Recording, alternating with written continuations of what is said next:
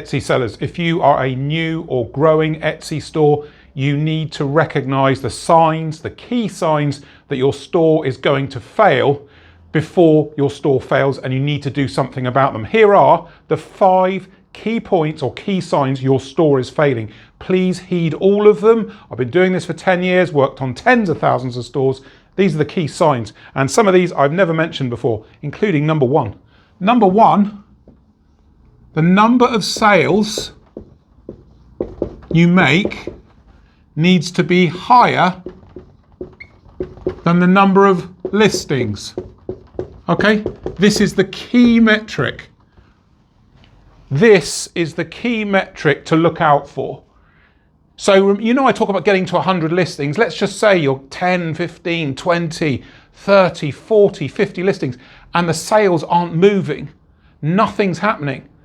Or you're looking at a store with 200 listings and 7 sales. It's failing. The store is either failing or it has failed. If your store's 3 years old and you've got 200 listings and 12 sales, it's dead. It's finished, right? The number of sales must be moving towards the number of listings, or it must pass it. That is the key metric for success. Really take that on board. It's such an important statistic, and it's the first benchmark I look for when I'm critiquing and auditing stores. How healthy is the number of sales against the number of listings? That's number 1. Number 2, this is just as important. Traffic into your store must be rising. Okay? It must be rising. So as you list 5, 10, 15, 20, 30, 40, 50, 60, you must see the traffic going up week by week.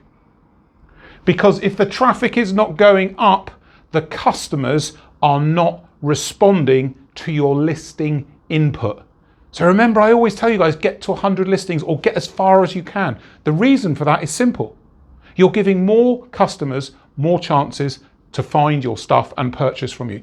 But if you're raising the number of listings but the traffic's not going up, there is an inherent fault in your product and or design. It's as simple as that. These 2 are the gold standard. This is number 1, this is number 2. Let's get on to number 3. And this is something that people try out of desperation. You know, most sellers will try this, right? Number 3 is running sales brings no sales. Okay? So if you're in desperation mode and you say, right, I'm going to run a sale, see if I can get my first few sales. If you don't make any sales from a sale and you need to give a decent discount, 10% just doesn't cut it anymore. 20%, 30%, if you want a true reflection on whether anybody, even with a discount, is remotely interested in your stuff, needs to be 20, 30%. If no one has purchased on a 2-week sale, 3-week sale, it's a real sign that your product and or design is substandard. And you know what, guys, this is one of the most confusing things I see in my consultancy. Etsy sellers who do not recognize their designs and or products aren't up to scratch. They can't see it. They can't see that they're just not good enough. And it confuses me because I know I've been doing my job a long time. But when I look at their designs, I say to them, can you not see? And they don't know. And then when I walk them through and explain, light bulbs start to go on in their minds. And slowly they start to realize there's a multitude of design, product faults, just things they didn't see. And one of the first things you guys should do is look at the competition. You have to look at what everybody else is doing, not to copy it. You know I'm not an advocate for copying. I've explained a dozen times why you shouldn't do that, because you won't make any sales. But you've got to look at what they're doing and you have to be better. I scream this from the rooftops. And some people say, someone commented on one of those videos saying, yeah, Nick, but people want normal stuff. You don't have to be different. My answer is, yes, you do. Yes, you do if you are a new and growing Etsy seller and you have designs on making thousands of sales. You have to be different. You can't be the same. If you've got thousands of sales, yeah, those guys, of course they can be the same because they've got visibility, you see? Anyway, back to my point. If you're not getting any sales off sales, it's another nail in your store's coffin. Number 4, another key sign. Now, you know, guys, you know I hate Etsy ads, right? Well, not hate Etsy ads, but you have to use it only at the right time, right? And I've told you this till I'm blue in the face, right? All new and growing Etsy sellers, you shouldn't be using Etsy ads at all, right?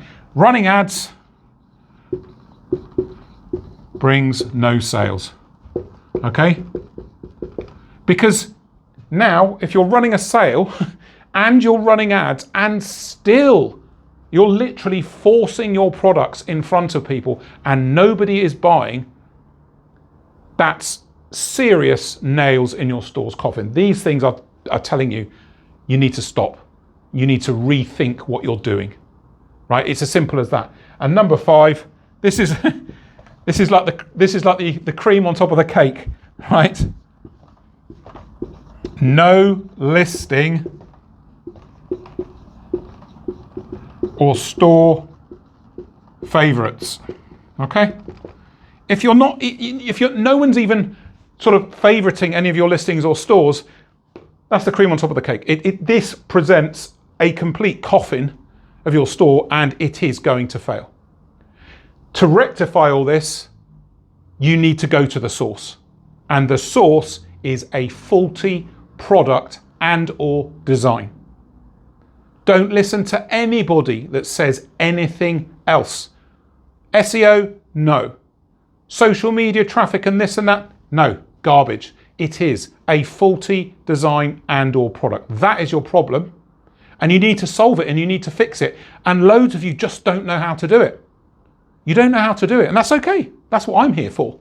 You don't know how to do it, you need help, right? So tell me if this was helpful. Tell me if you're going to look at your store. Tell me if your store is failing based on what I've just shown you here. If you want to fix it, work with me, right? The Book In Now button's coming up to take you to book in for my wonderful Etsy Academy private group learning to help you build and grow a successful Etsy store. I look forward to catching you in the comments and catching you in my academy. Cheers.